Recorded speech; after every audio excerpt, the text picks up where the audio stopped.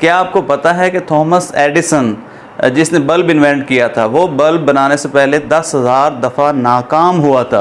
तो जब उससे पूछा गया कि आपकी सोर्स ऑफ मोटिवेशन क्या थी, आप कैसे इतने तसलसल के साथ काम करते रहे और आप रुके नहीं अपने काम में, और इतने हम तो एक दफ़ा नाकाम हो जाएं तो हमारी बस हो जाती है और हम वो काम करना छोड़ देते हैं। तो उसने एक तारीख़ी जवाब ये दिया कि मुझे हर दफ़ा ये सीखने को मिलता था कि इस तरीके से तो ये बल्ब इन्वेंट नहीं होना, तो मैं नया तरीका अपनाता था। तो यानी ये वाला एटीट्यूड हम भी अगर अपनी ज़िंदगी में लेके आएँ तो हमारी भी कामयाबियाँ जो हैं वो ज़्यादा होंगी।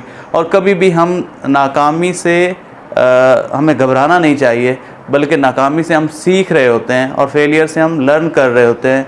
कामयाब हो जाएं तो वेल एंड गुड, अगर नाकाम भी हो जाएं तो फिर भी उसमें कोई घाटे वाला सौदा नहीं है, बल्कि हम उससे काफ़ी चीज़ें लर्न कर रहे होते हैं। ये वाला अगर हम एटीट्यूड लेके आएंगे अपनी ज़िंदगी में तो हम भी कामयाब ज़रूर होंगे।